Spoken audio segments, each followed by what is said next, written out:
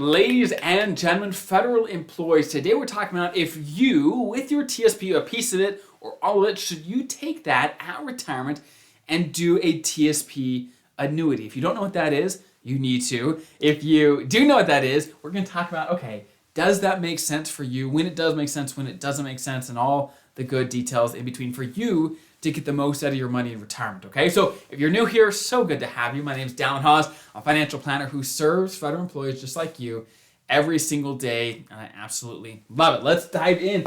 What the heck is an annuity, okay? Let me define some terms. When we say annuity, sometimes what people are talking about is your FERS pension, okay? So that monthly check you get when you retire from the government for working, right? That monthly thing that comes every single month, sometimes that's called an annuity.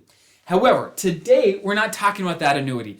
When I talk about that annuity, I call it a pension, and that's what most people call it, is that's your FERS federal pension. What I'm talking about today is taking some of your retirement savings, your retirement investments, whether in your TSP or if you have IRAs or whatever it may be, taking some of those or all of those and giving it to an insurance company and getting an annuity in return. Let's talk about what that is. So here's the deal. This is the core concept.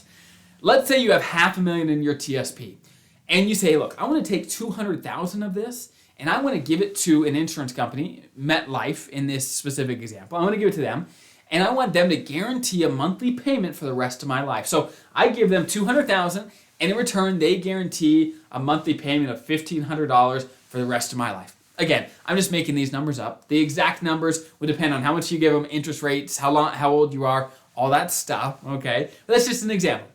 I give you money and you give them money, right? And they guarantee a monthly payment for the rest of your life. Basically what it is you're shifting the risk, the investment risk. Say, look, I don't want to be the one to invest this. I want to give this money to you. You're going to do whatever you want with it. And all I get is I get this guarantee of this monthly income. That's what it is. That is what it is, okay? And the advantages of that are pretty apparent, right? It's like, look, I don't have to try to invest it. I don't have to do any of that. I don't have to worry about it. I just get a monthly check every single month for the rest of my life or whatever time period you set it for, okay? That's a huge advantage. However, what's the cost, okay? What's the cost? Well, the cost is you lose flexibility. Flexibility. Now, let me talk you through a couple things. Flexibility and options is one of the most important things in retirement. One of the most important things. Because let me ask you this. Imagine your life 20 years ago. Was it a little different? It was probably a lot of different. It was probably way different. And if 20 years ago you had to make a decision that's going to impact the rest of your life, you'd probably be a little wary. You say, look, I don't know what my life is going to look like in 20 years. I don't want to make a decision that is going to impact and affect me for the rest of the time. That's undoable, okay? Undoable. So that is most of the time the biggest downside is, look, you lose flexibility. That $200,000 you handed over, that's not your money anymore. You can't say, oh, I changed my mind, takesy backsies. There's none of that. Generally, it's a one-way street. Normally, it is undoable, okay? You can't take it back. It's a one-way street. So before you do a TSP annuity, please, please, please, please, please, go in slowly and carefully and understand exactly what you're getting into, okay? It does make sense sometimes, but in my experience, for most federal employees, it does not make any sense. It does not make any sense, and this is why. If you really want an annuity, well, guess what? As a federal employee, you've already got two. You've already got two. You've got your pension, which again, a monthly payment for the rest of your life. You've got Social Security, again, a monthly payment for the rest of your life. If you're a military retiree, you may have two more. You may have your military pension, you may have VA disability, you may have more.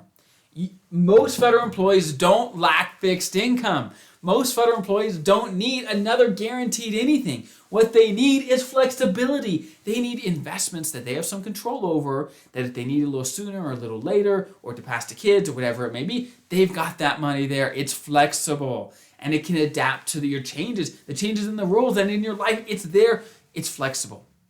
And it's your money. It's in your control. That's what most federal employees need the most, in my experience. Again, your situation may be different, but those are just based on working with lots and lots and lots of federal employees, what I've seen works the best. And guess what? I've seen a lot of people do annuities, a lot.